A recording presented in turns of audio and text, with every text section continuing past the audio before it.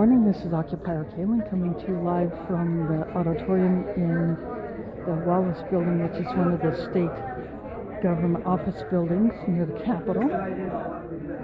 People are getting to their seats. We're doing a kickoff thing in here before you actually move to the Capitol. There will be some speakers, and then we will have a short walk. People may be carrying signs. The weather's pretty much cleared up right now, not too bad, so the Capitol is just a couple of blocks away, but it will be like a mini march. So two of the speakers are up on the stage now.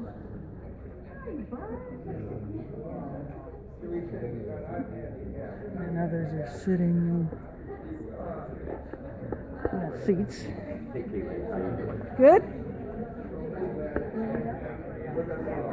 Just one of the other CCI staff members just greeted me. So I'm just waiting for the other two speakers to get in here. Iowa Citizens for Community Improvement does this rally and lobby day every year to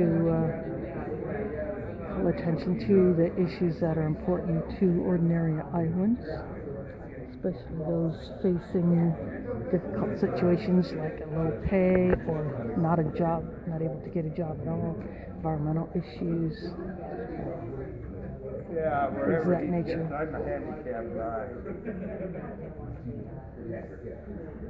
Where do you think would be good for us? Maybe here? Yeah. People can get by. This wasn't designed very well for handicapped people. Nope, this was set up before the ADA apparently.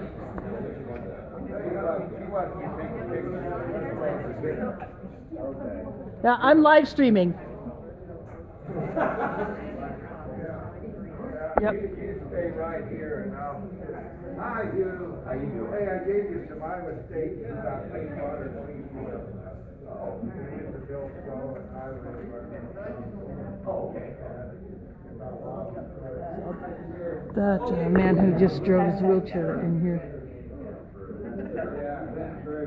just shows that this auditorium was designed before the thought of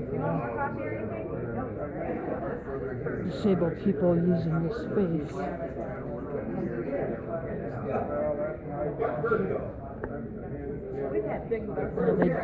They do not remove seats in order to accommodate wheelchairs in the main seating area, so they just have to find any place they can.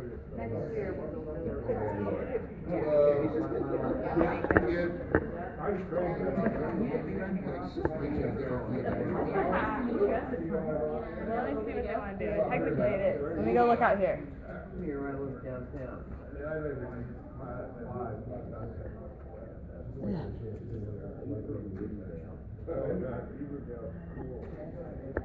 Very cool, but not very good.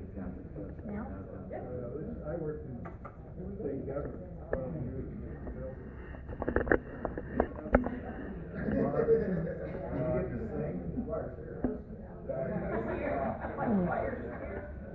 I sang a puppy dog songs around. Yeah, wait till I get my Elvis Presley song. Alright. Gargle in Matthew's coffee. No, I'll take a pass. Good, Matthew. Wherever you're at. Hey, turn the mic on. There we go. Now you're good. Right. Now you're good to go. Good morning, Iowa CCI Action! My name is Barb Haba. I'm a fourth-generation family farmer from Adair County, and I'm board chairman of Iowa CCI Action. Welcome to Rally and Lobby Day. My husband and I and our neighborhood became CCI Action members several years ago when a man from 60 miles away wanted to put 7,200 head of hogs by our house. CCI Action empowered not only my neighborhood, but people from counties around gathered to help us fight back. And in the end, we fought back and we won.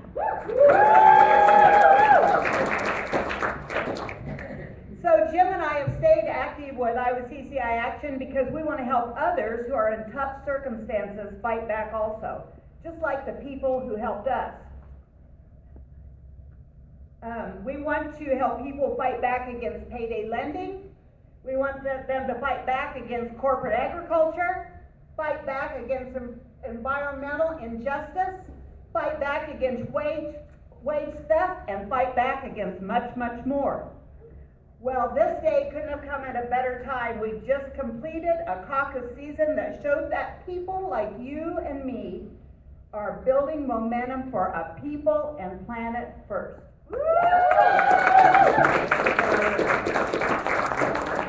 Iowa and New Hampshire showed the revolution is happening. We can either sit back and watch or we can lead it. Iowa CCI Action was never much for sitting back, is that true? There you go, look at all these people right up here. And all of you are here today show that's true. And we know that the only way our elected and appointed officials will be accountable to us and this political revolution is by building on the momentum that we have today. Building power, building our message, building our narrative. Woo! Right. Woo! Yeah. Woo! Flint, Michigan shows us we have to change business as usual politics. Business as usual politics poisons the people of Flint, Michigan. We have to change our political establishment. It was a political establishment that poisoned Flint, Michigan. Yeah, they did. Here in Iowa, we want to establish practices for clean water before a crisis like Flint. And nitrates are bad enough. CCI has been pushing for clean water policies for years. We were ahead of Flint a little bit. And what have we got? No. Voluntary compliance. Voluntary, my dupa. Well, it isn't working. And we need to establish tough regulations and tough enforcement. A regulation doesn't do us any good if nobody enforces it. And it's time that corporate ag pay their fair share.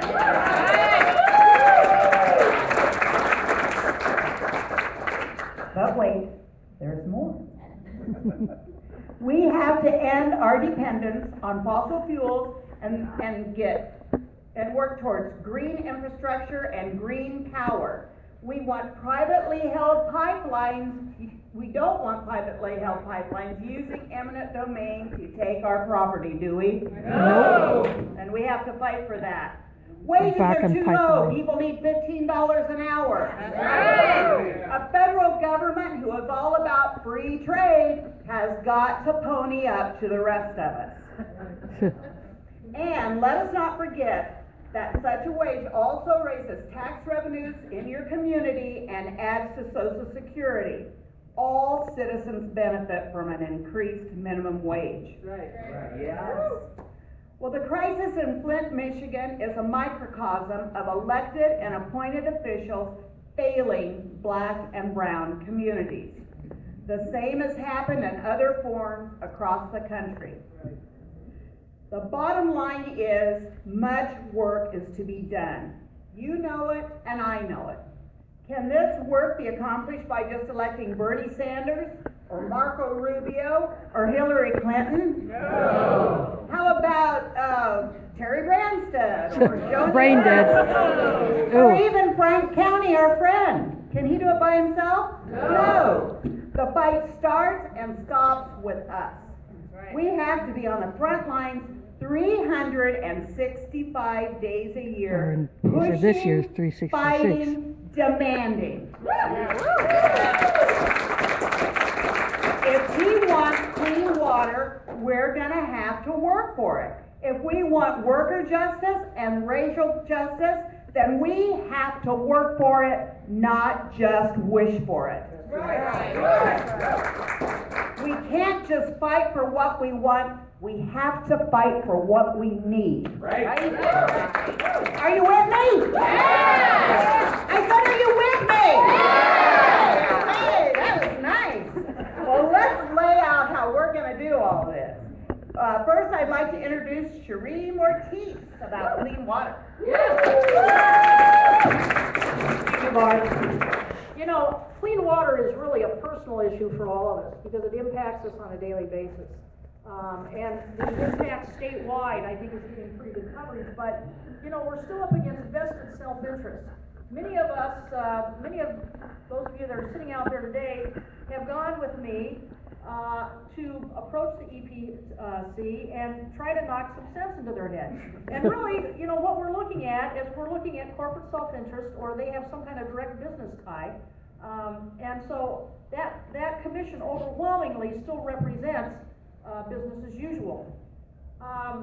You know, I'm a ratepayer here in the Des Moines metropolitan area, and I think it is grossly unfair for us to clean up somebody else's mess coming downstream. Right. Yeah. You know, the latest proposal by the Iowa legislature is to just let's take some money out of the fund for education and let's use that to clean up water. Education and water are equally important, and you don't rob Peter to pay Paul. Not in this case, you don't. You know, I think another thing that many of us have all experienced is also just going out and about across the state and looking at the number of polluted water bodies in our state parks. You know, what does that say about this state? A lot of people don't want to. They may fish in our lakes and streams and ponds, but they don't want to eat the fish anymore. You know, you pull out a fish and it's got cloudy eyes. That's a sick fish.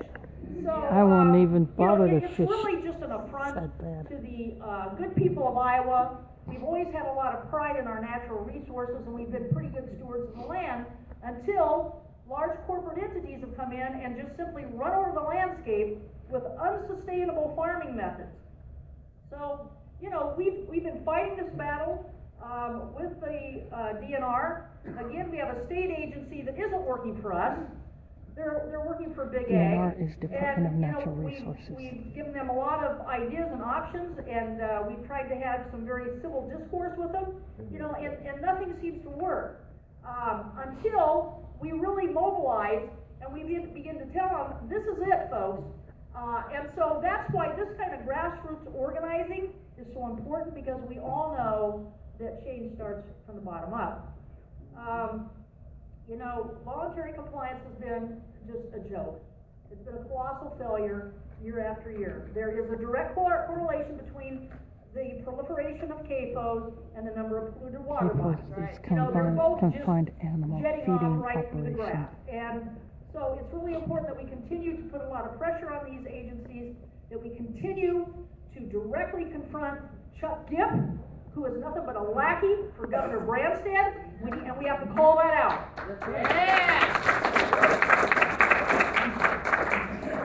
You know, it also comes down to a matter of, you know, who needs to pay here. And, you know, again, the fact of the matter is that we didn't create this pollution. We have farmers in this state that do it right, that use sustainable methods, and that are models for how farming should be approached. And I think that those farmers need to be paid for what they're doing right. Yeah. Why would we pay farmers for not doing it right? You know, so we have that all back asswards, really. So, you know, again, I think it's important that we continue to feel our strength and our momentum. We need to talk to our neighbors and to our families. That's how you build this awareness, and we need to continue to mobilize around these issues. You know, I hope that I don't have to, when it's my turn to organize our annual family fall outing, I hope that I don't end up going to a park like I did 3 years ago. I took my family to Springbrook State Park, and we had this beautiful cabin, the Sherburne cabin. I don't know if you're familiar, it's been remodeled, it's gorgeous. And we had teenagers with us, and you know how cynical they can be. And we said, all right, we're getting up, and we're going to go over to the pond, and there's a beautiful path to hike around, and we're going to go around this path, and we're just going to have a great day. And we got over there, the teenagers jumped out of the vans and ran for the beach, and I looked off to my left, and I saw a sign beware of possible high bacteria levels. So I had to yell at them and they, before they got to the water, and that was really an embarrassment. I had 18 family members there, and to showcase Iowa like that was really the slap in the face, not just for me, but for all of us that are shareholders in this natural resource. So all I can say is, we're here today, we're here to organize, we're here to become educated, we're here to stand up and fight back. Thank you.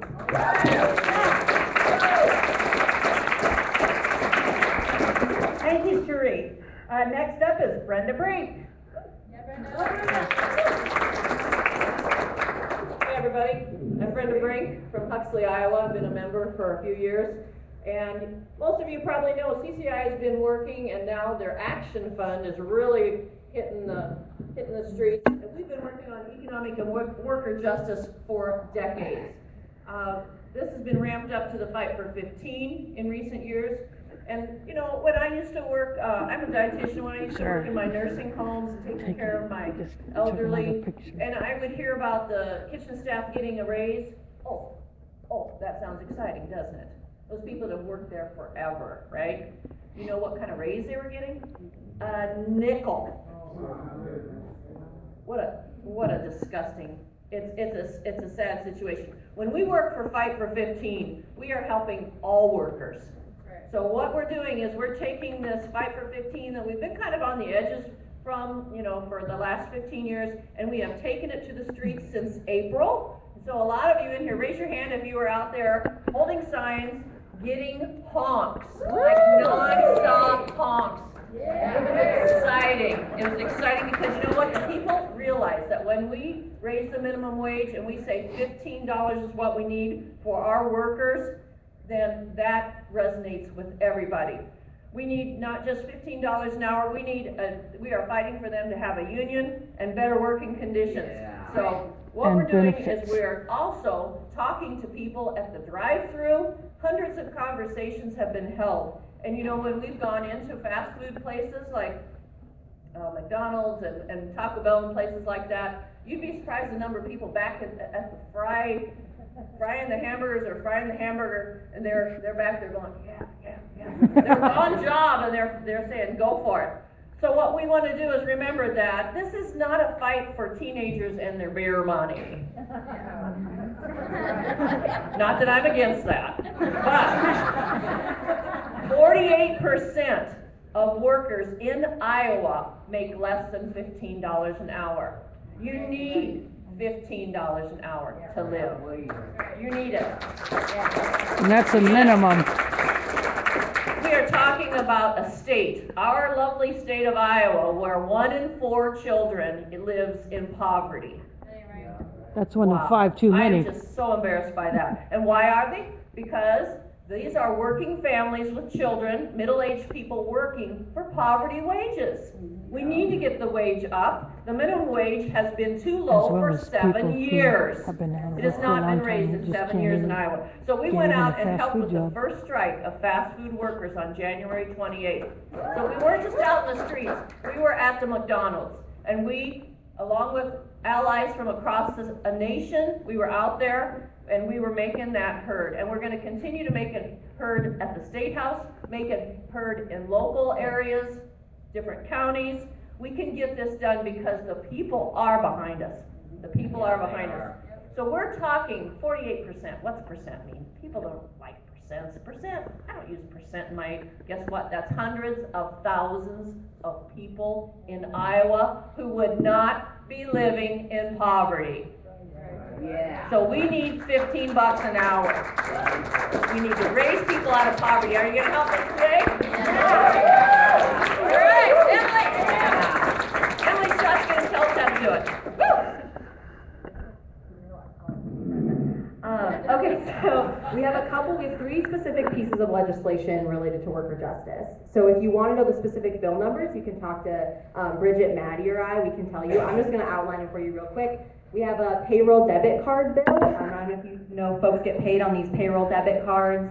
The banks, do the payroll for free for the company, and then they nickel and dime folks every time they swipe it. They get a 5-cent fee, all that sort of horrible, horrible stuff. So we've got a bill regulating that. That's in the House Labor Committee. We've got a bill working to deal with wage theft. The main part of the bill is that it gives more resources to the IWD to investigate wage theft. A couple, at least two more specific investigators. So that's the other thing that we've got going on. And then there's also a $12 an hour minimum wage bill in the House. Yeah, it's in the House. Yeah, it was introduced by Marty Anderson. So that's the other thing that we'd like to talk to folks about when we're up there today. But generally, our narrative around this whole thing is we need 15, right? That's the bottom line. And so we're going to talk to a lot of legislators that aren't directly involved in these bills, but we got to really insert our narrative into what's going on up there, because people think 15 is too big of a number, and is it too big of a number? No, exactly. All right, so if you want specific bill numbers, let us know, and we'll talk to you more about them. But that's an overview for folks. All right, now we're going to hear from Ross Gruters on one of our other issues.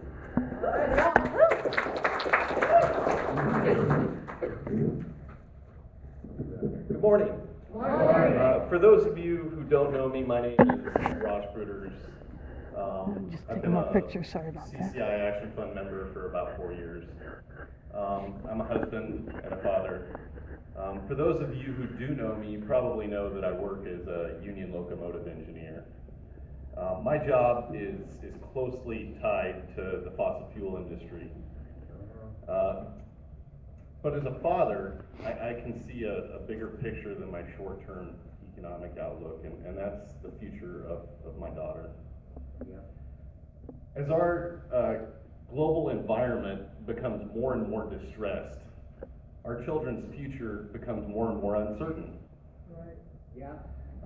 It's important to have a long-term vision. It's so important for our children's future. A vision that puts people before the profits of big businesses and planet before the power of short-sighted politicians. As a father, I'm able to set aside my immediate economic self-interests to oppose fossil fuel extraction in part because I know there's a better way. It's an easy decision to reject the Bakken pipeline, and one the Iowa Utilities Board should have made months ago. Unfortunately, the board seems to be desperately seeking a way to side with big business and business unionism in an effort to take advantage of our state's natural resources and our children's future. If CCI and the Bakken Resistance Coalition didn't oppose the pipeline, it's likely the Iowa Utilities Board, appointed by Governor Branstad, would have already passed the pipeline. They'd pit jobs against the environment, but it's really a false choice. We know that we can have our cake and eat it too. So long as we reject fossil fuels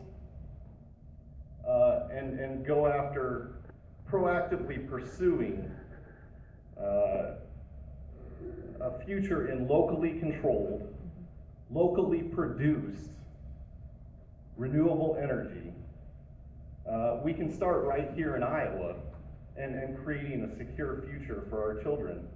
We can start by creating a majority, if not all, of our electricity in state through wind and solar with public investment.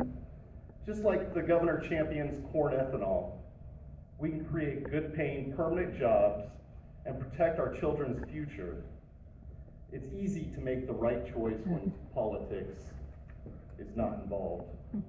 And the right choice is to reject the Bakken pipeline. In fact, the Iowa Utilities Board building uses geothermal as a heat source. And begin a transition which works to put people and planet first. And they have solar panels on the roof.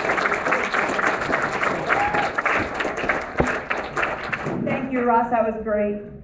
A great reminder of what we need to be working for. Next and last, I'd like to introduce Lori Young.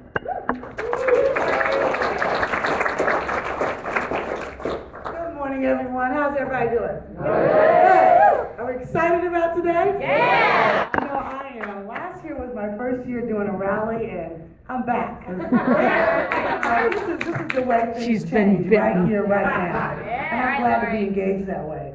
As I said, my name is Lori Young, and I'm on the CCI Board of Directors, and I'm also a member of the Racial Justice Team. And we've been working to make Iowa a more racially just place. I'm sure many of you know that Iowa is ranked #2 in the disproportionate incarceration of Black and brown people. That ain't right. Nope.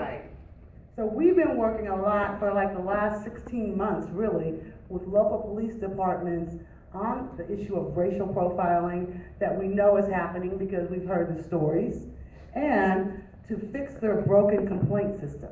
If complaints are not adequately handled, there's a false perception that there's no problem. So we've been working really hard on that, but we know that legislation will really help us strengthen our efforts.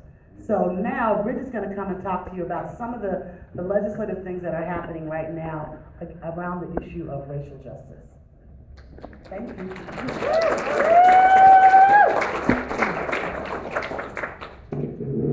All right, there are a few pieces of legislation that we're going to talk to folks about today when we head up to the Capitol. Like Lori said, Iowa's #2 at worst states for our disproportionate of folks who are incarcerated.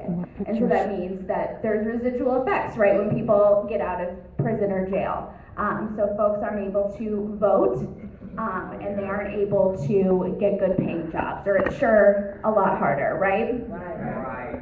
So there is any the Ban the job Box bill that has already passed the subcommittee, and we're hearing it's going to pass Judiciary Committee today. But folks need to hear about this bill. So that is, I'll give you the bill number, but yeah, I can remind you later. Senate File 84, and that would remove the box on employment applications. So at least you can get your foot in the door. I mean, does that make sense? Yeah. The other bill is would reinstate voting rights for ex-offenders, and we've been talking about this for years. And you know, it's really sad that Iowa is only one of 3 states where the governor has absolute power over who has the right to vote once they get out of jail. So we need to change that, and this is a good first step. He has only given that back to the other 2 bills have to do with racial profiling. So there is a racial profiling bill that is alive.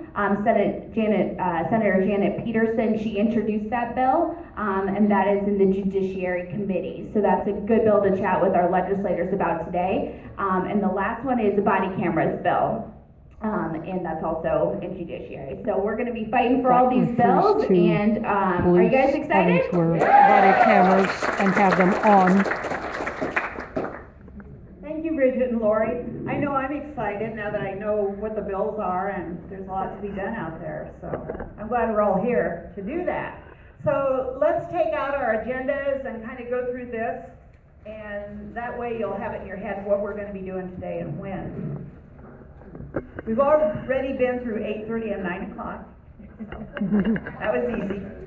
At 9:40, not too long from now, we're going to march to the Capitol. At 10 o'clock, there'll be a rally and prep in the legislative dining room. And the legislative dining room is on the basement level to the south.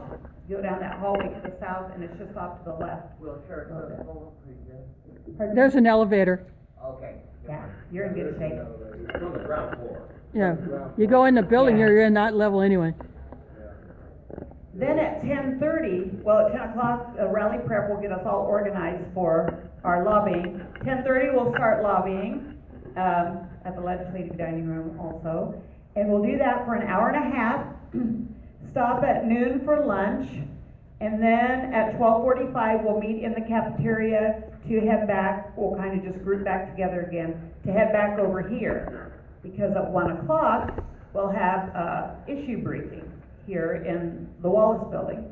And then, if you want to know what time you can go home, 3 o'clock, if not sooner. Yeah. So just stay here and have fun until then. All right. This is being done a when little we bit different return, than here's why we're years coming past back. and around. You've heard Isn't it? from Cherie, Brenda, Ross, and Lori about issues that impact them and their communities, and maybe they impact all of us too. You've heard from me that the fight starts and stops with us, and you and me are on the front lines. How many days a year? 365. You bet. Or 366 for this year. We get one more day. Well, we're going to start that 366-day-a-year process this morning, and then continue in the afternoon with what we call an issue briefing, for those of you that have never been involved in that. If we want our vision and values to be a reality, we have to start running and electing people that for office who share our beliefs. Does that make sense? Yeah. Okay, to accomplish this, we need to build a broad-based, people-powered movement. Imagine in Iowa, just sit back and imagine for a little bit, just kind of relax, like they say in the dentist chair. Just relax. Imagine in Iowa where everyone makes a living wage. Yeah, right on. Imagine an Iowa where family farms and small towns flourish. Yeah. Imagine an Iowa where clear, clean water is a naturally occurring reality. Yeah. Imagine an Iowa where education is a right for all of our children from pre-K through high school. Yeah. Where predatory lenders and employers aren't allowed to do business. An Iowa where people are judged on their character and not their color. Just imagine, there's so much out there. Today, though, there is a cruel political reality.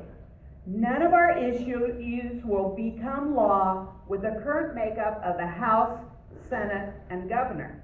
However, we've also had a Democratic-controlled House, Senate, and Governor where our issues were still ignored. That's right. But we've learned that it's not about big government or small government. It's about a government that works for people and planet. That's right. In other words, a smart government. And that's where we come in. We continue to engage our officials and work to stop the bad bills at the State House, or we'll live in an Iowa where big money wins and you and I lose. I don't want that. Those are our choices. Won't happen. Yes, it will. Optimism. The author, Howard Zinn, wrote, "When a social movement," which is what we are, "when a social movement adopts the compromise of legislators, it has forgotten its role, which is to push and challenge the politicians, not fall meekly in line behind them. We who protest are not politicians. We are citizens. Whatever politicians may do, let them first feel the full force of citizens who speak for what is right, not for what is winnable, in a shameful but timorous Congress." Many of our legislators are up for re-election this year, so this is our opportunity to frame the conversation, to lead with big ideas. We don't want to just have a seat at the table. We want to run that table. And that starts today. Taking a phrase from Donald Trump about running the table. We have to start electing people who talk, think, and act like us, or who are us. Yeah? Yeah. When are you gonna run, Barb Lang? When are you gonna run, Vern Tiggis? When are you gonna run, Mike, wherever you, I don't see where you're sitting, but where are you, Mike from Adams County? When are you gonna run? All right. When are you gonna run? For school board, for city council, for state representative. We all need to think about when are we gonna run. That's right. This afternoon is our issue briefing for two people who said they're gonna run. They're gonna run to replace Senator Dick Dearden, a longtime friend of Iowa CCI Action. And their names are Pam Connor and Nate Bolter. And Nate is a labor lawyer. Bolton. I'm sorry. And this will be a primary fight between the two of them. Today we'll get to tell these two candidates a story, then we'll ask them a question and hear what they have to say, and that will be individually that we'll do that. A briefing like this will help us decide if either is a candidate we will want to back in an election year. Do they think like us? Do they believe like us? Well, we'll find out. So, leading into that, let's hear what Adam has to say.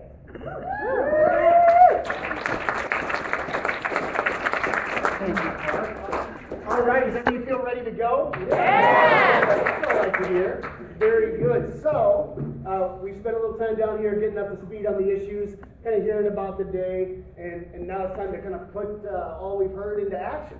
Does that sound okay? Yeah! Very good.